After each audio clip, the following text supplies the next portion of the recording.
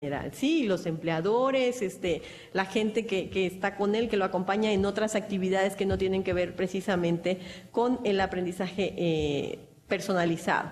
Sin embargo, en este caso, nuestro punto central pues es el docente, ¿sí? Aquí la idea es que nosotros como docentes seamos capaces de reconocer cuáles son las competencias que debemos desarrollar, ¿sí? En el contexto de la innovación educativa hay 5 competencias básicas que se deben desarrollar. La primera es la competencia tecnológica, que es como el punto central de todo este rollo de la tecnología, ¿sí? Y se habla acerca de seleccionar y utilizar información pertinente, responsable y eficiente y una variedad de herramientas tecnológicas, entendiendo los principios que la rigen, la forma de combinarlas, las licencias toda esta parte de el licenciamiento de la información, el cuidar los derechos de autor forma parte fundamental del desarrollo de nuestras competencias. La otra parte es la parte comunicativa. Les voy a compartir posteriormente esta presentación también para que la puedan tener si ustedes quieren leerla un poquito más a fondo. La parte comunicativa y tiene que ver precisamente con la parte de poder expresarse, establecer contacto, relacionarse en los espacios virtuales con sus estudiantes, pues utilizando diferentes medios y con el manejo de múltiples lenguajes para que puedan trabajar tanto de manera sincrónica como asincrónica, ¿verdad? Porque estamos acostumbrados como estudiantes a que si yo pregunto ahorita, el maestro me responda ahorita, pero también tenemos que motivarlos a que, más bien, enfocarlos a que no todo debe ser en este momento, ¿sí? O sea, para el aprendizaje pueden existir cuestiones asíncronas en donde pues va a tener una retroalimentación en cierto tiempo. Una parte fundamental y que como docentes no dudo que ya la tengan desarrollada, sin embargo hay que enfocarlas a la parte del contexto de la innovación educativa, es precisamente la competencia pedagógica, y es el utilizar la tecnología para fortalecer los procesos de enseñanza-aprendizaje, reconociendo sus alcances, sus limitaciones, en cuanto a la incorporación de estas tecnologías, pero de una manera integral, no solamente utilizarlas para ciertas cosas, sino que sea de una manera integral para todas las actividades que está desarrollando. La otra competencia es la parte investigativa, ¿verdad? Utilizar la tecnología para la transformación del saber y la generación de nuevos conocimientos. Y la última, no menos importante, es la competencia de gestión. Debe de utilizar toda la tecnología en la planeación, organización, administración y evaluación de manera efectiva en los procesos educativos, tanto a nivel de sus prácticas pedagógicas como en el desarrollo institucional. ¿Es algo fácil? Pues no lo sé. De que se puede lograr, sí se puede lograr. Obviamente hay que buscar la forma en cómo hacerlo. Y casi ya para concluir, me gustaría comentarles que dentro del marco común de competencia digital docente que se generó en el 2014 en Colombia, también existen ciertas competencias para ser digitalmente competente. Allá hablábamos de competencias para el uso de TIC, sí, ya se hablaba de esas 5 competencias. Y aquí hay 5 competencias para ser digitalmente competente. Y se habla de la competencia que tiene que ver con la información, algunas de estas se repiten allá, la comunicación, pero aquí también se menciona la creación de contenidos, la parte de la seguridad, y que tiene que ver con el cuidado de la protección personal, la protección de datos, la protección de la identidad de ustedes mismos, de sus estudiantes, y el uso seguro y sostenible de la tecnología. Y en cuanto a la resolución de problemas, bueno, también que esta tecnología ustedes la puedan aplicar, o como docentes la podamos aplicar para pues poder solucionar problemas reales, ¿sí? Problemas que tanto de tipo digitales como técnicos, o sea, si tenemos un problema con la computadora, que seamos capaces de resolverlo. Lo que yo les comentaba, a ver, hay un archivo que no abre, ¿por qué no abre? Ay, voy a buscar al técnico, no. Le doy YouTube y este archivo no me abre, a ver, dime por qué causas, ¿no? Y entonces yo solita puedo empezar a buscar la forma en cómo ser autosuficiente en cuanto a esas cuestiones técnicas que antes no era posible hacerlo, ¿verdad? Y me regresé, perdón. Para que nosotros podamos desarrollar todas estas competencias y podamos compartirlo con nuestros estudiantes, bueno, a nuestro alcance y a nuestra disposición tenemos muchos medios o herramientas para poder hacerlo.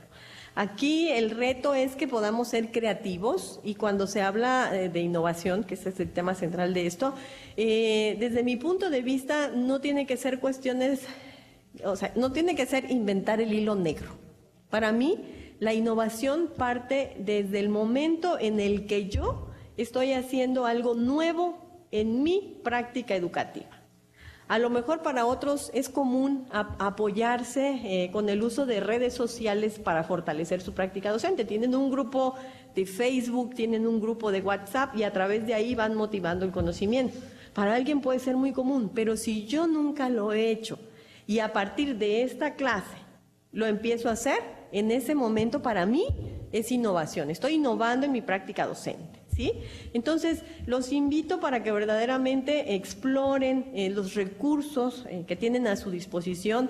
Hay muchas plataformas, bueno, si cuentan aquí con la Eminus, pues ahí dentro de esta misma plataforma pues tienen foros, tienen chats, hay wikis, hay cuestionarios, hay cuestiones que apoyan y fortalecen todas las actividades que tienen que desarrollar con sus estudiantes, pero si no tienen o si no la utilizan, no sé qué ahorita cuáles son las políticas para el uso, o sea, si ustedes son docentes presenciales y no tienen como el soporte, no existe una plataforma de apoyo a licenciaturas presenciales, prueben otras, ¿sí lo tienen?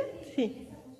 Entonces, perfecto. Entonces ya tienen ahí como toda la herramienta para que lo puedan hacer, pero también prueben con medios no formales como las redes sociales, porque los chicos a veces se resisten. Ven ahí que tiene ya el logo institucional y dicen, ¡ay, es tarea! ¿No? Muy brevemente les voy a comentar, la tesis de maestría que yo realicé fue precisamente con el uso de redes sociales para fortalecer el proceso enseñanza-aprendizaje de las matemáticas. Entonces, decía yo en un principio, ¿cómo le voy a entrar a este reto que yo misma me puse? Pero de verdad quedé gratamente sorprendida con los resultados. Obviamente se requiere sobre todo, la participación y motivación del docente.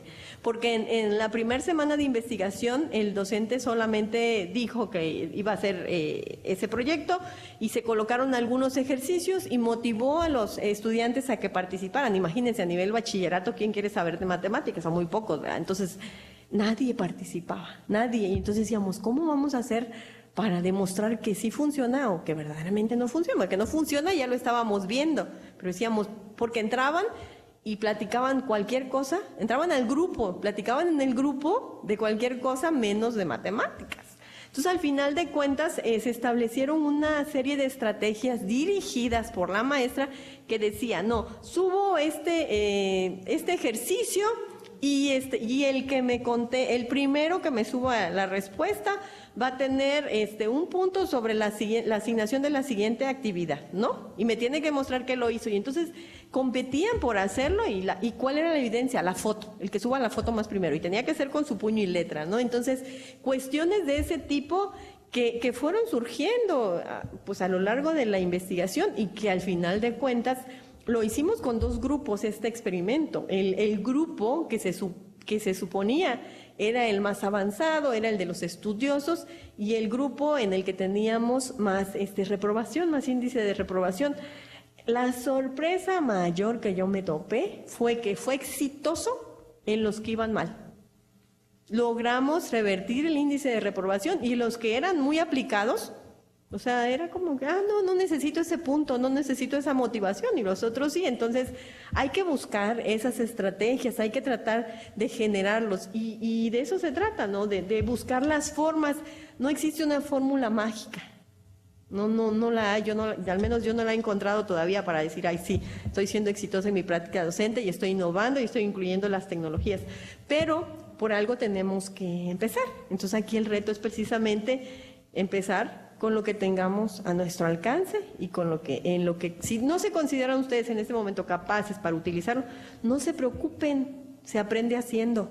Para mí ese es el mejor aprendizaje. Aprendes haciendo. Mientras más lo hagas, más experto te vuelves.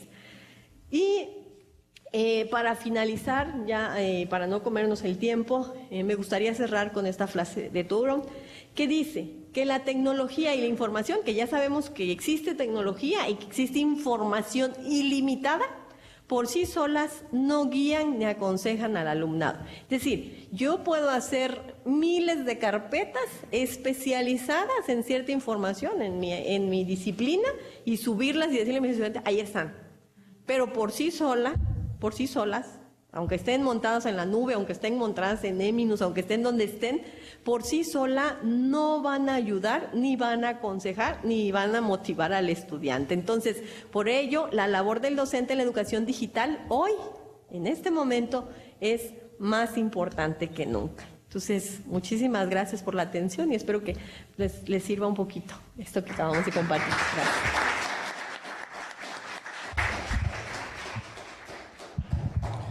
Bueno, antes que nada, agradecer a la maestra Norma por este gran entendimiento sobre este eje de aplicación de las tecnologías para la interacción y la comprensión de los saberes a distancia y ahora en línea o en redes, ¿no? Considero que con gran bondad y con gran prudencia ha cumplido el objetivo de esta charla, de esta conferencia, ¿verdad?, que ha fincado el reconocimiento de las TIC sobre los saberes, ¿verdad?, el trabajo sobre los saberes relacionados con la educación virtual también y con los apoyos en línea para la educación. Y bueno, con buen sabor de boca, ¿verdad?, el profesor todavía podrá seguir existiendo por lo menos estos últimos 5 años, ¿verdad?, dentro del espacio áulico y en la educación superior, o sea, es necesario el profesor. Y bueno, perdón, ¿verdad? La conferencia ha sido transmitida en red, a propósito, ¿verdad? Estamos conectados ahora, ¿verdad?, de manera presencial aquí en esta sala de la USB Jalapa, pero también de manera virtual con las salas veo que en Veracruz, ¿verdad?, en Coatzacoalcos, Minatitlán, en Poza Rica. Entonces, ¿qué les parece? Vamos a dar un tiempo para que podamos retroalimentar este interesante diálogo de la maestra Norma, y podríamos empezar, si gustan, si tenemos audio, por la parte más lejana. No sé si Coatzacoalcos quiere hacer algún comentario, tenga alguna pregunta para la maestra Norma. Parece ser que no nos escuchamos.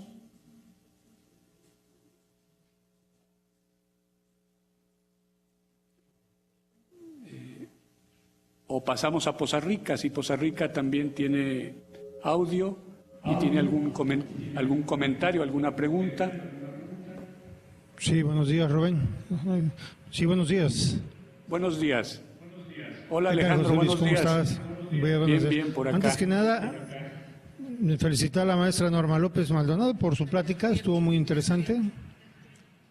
Muchísimas gracias. Bueno, es algo que también hemos estado trabajando en la UB, pero llama mucho en lo personal la atención las mismas experiencias que estamos teniendo en América Latina, ¿no? Son situaciones muy similares y la forma en que se están abordando, en este caso, el cómo cada institución está abordando y tratando de resolverlas.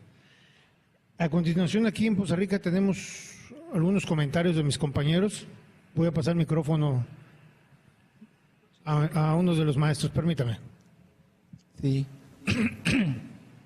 Bueno, buenos días.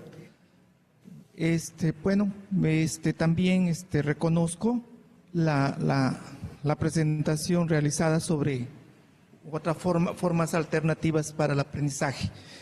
Durante la disertación observé bastante la palabra aprendizaje en todas las tablas y de ahí pues me quedo con que la relevancia de esto es precisamente fortalecer el aprendizaje o formas alternativas de aprendizaje, o sea, del estudiante. También coincido, estoy de acuerdo con ese aprendizaje que mencionan para el 2017, colaborativo y de forma mixta. Lo que quiero apuntalar es lo siguiente.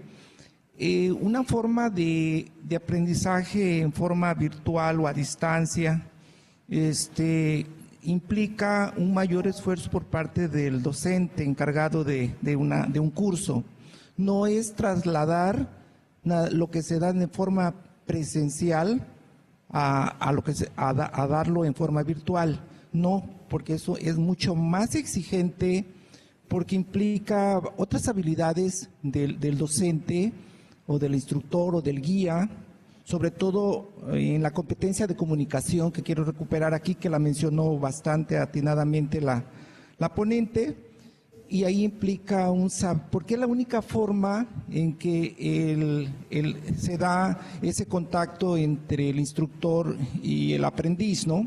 A través de la comunicación pero escrita.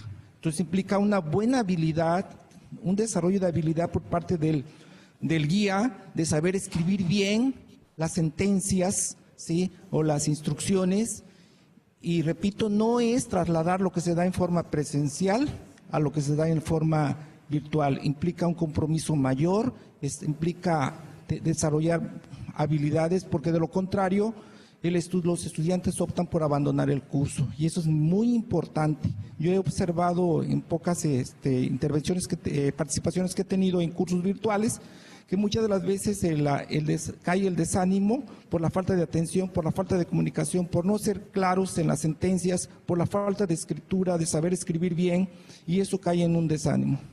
Ese es mi comentario, y gracias.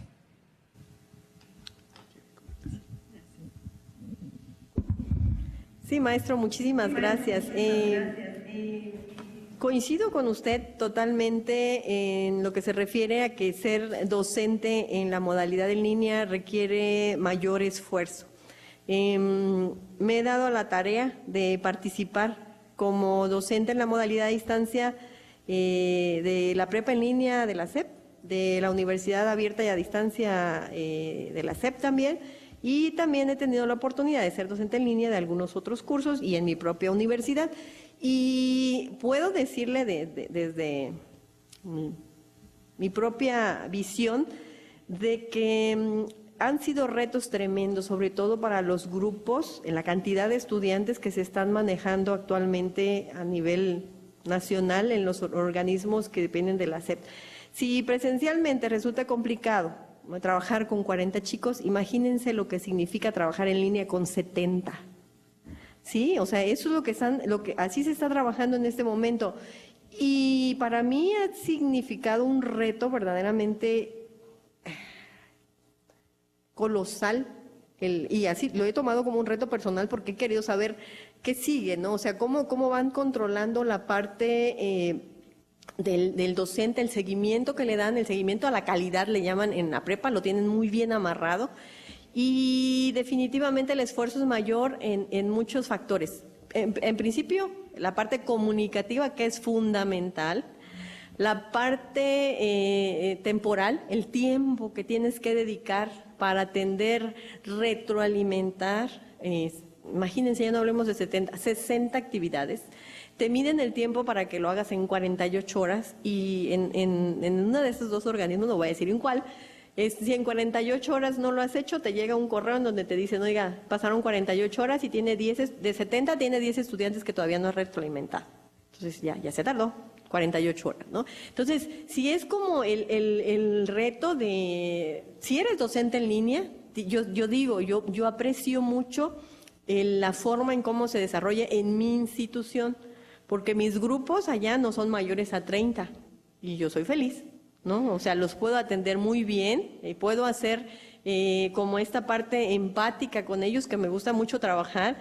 Procuro fomentar la parte de redes alternas, el WhatsApp, o hacerles grupos de Facebook para ver toda la parte informal. que a veces siempre se abordan cuestiones pues académicas. Sin embargo, pues es importante. No se me ha ocurrido, ni lo voy a hacer, abrir un grupo de estos con 70 alumnos, porque entonces me voy a volver loca, ¿verdad? Pero sí, definitivamente, maestro, el docente que es docente en la modalidad a distancia tiene muchos retos que enfrentar, porque necesita ser un maestro muy comprometido y tener, o al menos estar dispuesto a desarrollar todas las competencias que se requieren en cuanto a la parte. Imagínense, si tiene usted que revisar 70 tareas, ¿cómo hace para detectar que esas 70 tareas no tengan plagio? O sea, que nadie haya copiado textualmente, ¿no? Se va uno como ingeniando esas formas de hacerlo, y yo puedo decirle que hay docentes que pues no lo hacen, o sea, incluso nada más le ponen, sí, muy bien, muy bien.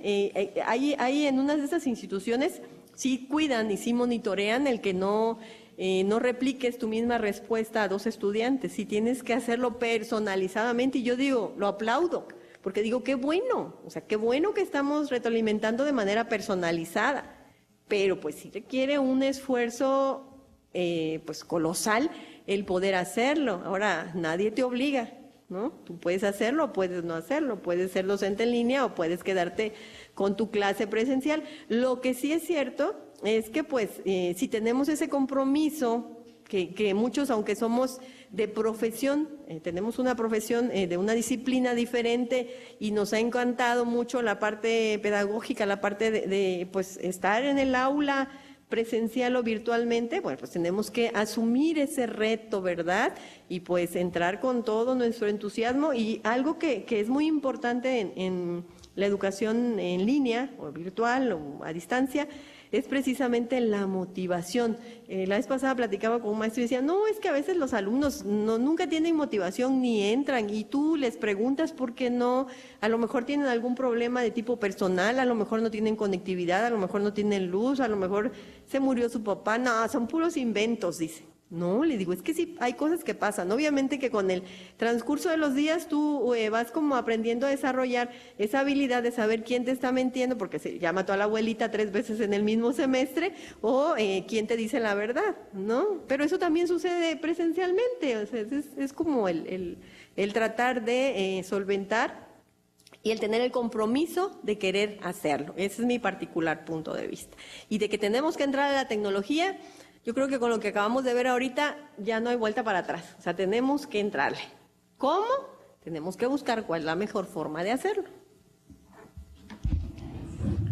Muy bien, regresamos a Poza Rica. Alejandro, ¿algún profesor más tiene algún comentario, alguna pregunta? No, nadie más. Muchísimas gracias. Creo que no te escuchamos. No tenemos nadie más que participe, doctor. Muy bien, De gracias, momento ya nadie Alejandro. más. Gracias a ti, José Luis. Gracias. En la USB Iztaccíhuatl. Bueno, sí, aquí desde la UBISTAC. Soy arquitecto Daniel Gómez de la Facultad de Arquitectura de Córdoba. Muchísimas gracias por esta información tan importante que nos aclara y a la vez nos deja otras preguntas. Sin embargo, yo quiero señalar algo que me ha surgido en el proceso de la plática, y es que debe ser congruente los lineamientos educativos, los lineamientos normativos de la institución, conforme se van proyectando algunos cambios, porque muchas veces esto dificulta inclusive hacer los mismos cambios o se hace dentro de una no reglamentación. Entonces, eso me parece que debe de proyectarse y futurizarse. Si nos están presentando los retos, las dificultades, se debe de hacer un trabajo en los lineamientos normativos de la institución para que estén adecuados cuando se llegue el momento. La otra es, en la Universidad Veracruzana se están haciendo cambios, también hablar de eso es importante. Por ejemplo, yo puedo hablar como profesor del área básica, que ahora estamos enfocándonos para el pensamiento crítico y solución de problemas, ¿sí? O sea, este es un cambio que se está dando en este momento y que me parece que va a integrar muchos de las perspectivas que debe tener la institución conforme a abordar estos problemas que nos han enunciado. es un verdadero cambio importante.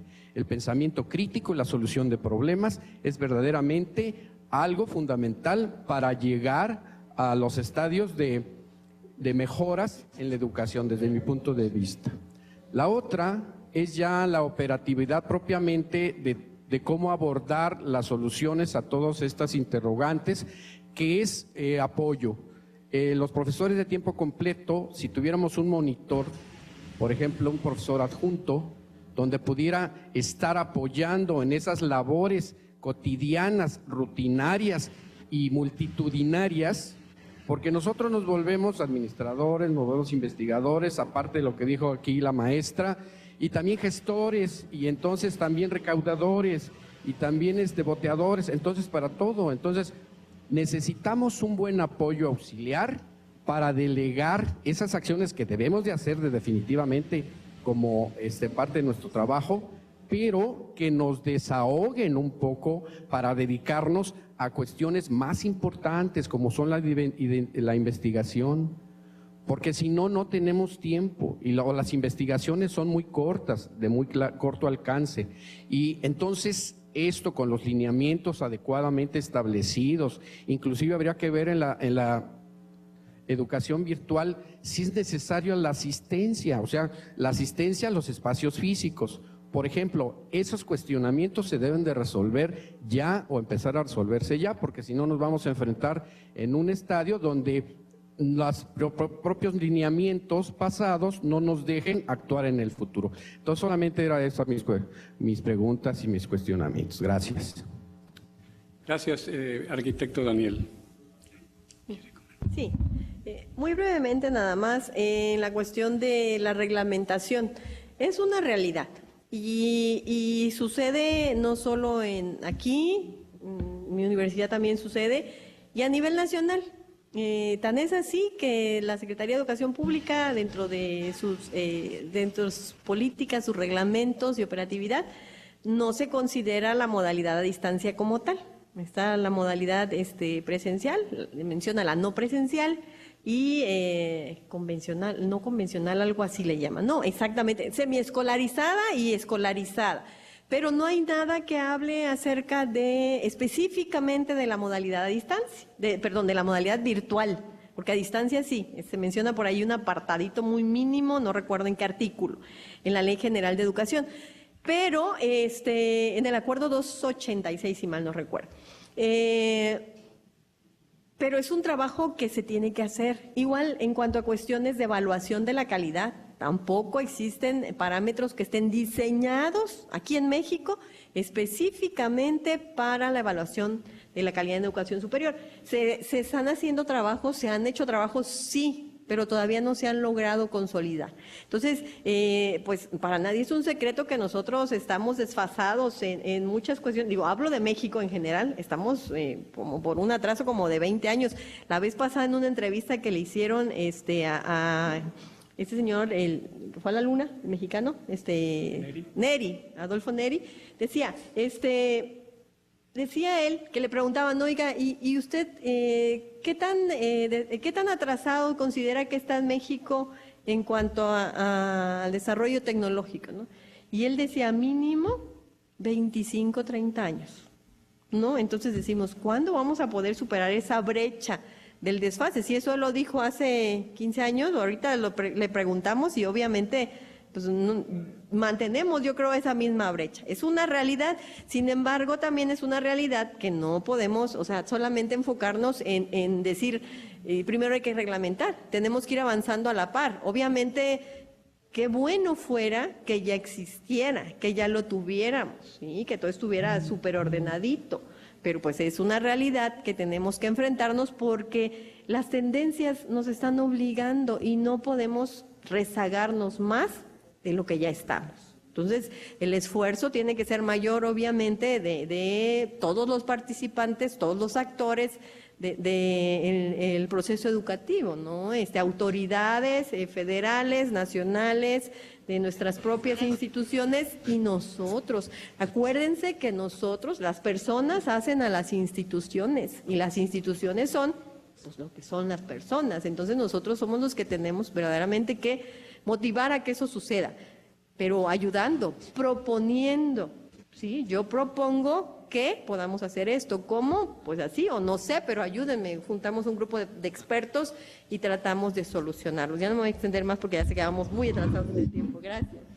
Sí, precisamente quiero exponer esta observación que nos hace la coordinación del seminario, que como bien lo señalaba ayer el doctor José Antonio, siempre le debemos al tiempo y ahorita ya le estamos debiendo como media hora al día. Entonces, perdonen las regiones de Coatzacoalcos y de Veracruz. Vamos a pasar a la siguiente conferencia y con la promesa de que serán los primeros en participar en el tiempo de preguntas y de comentarios con la siguiente conferencia. Muchas gracias, maestra Norma. Y perdona al auditorio aquí presente también.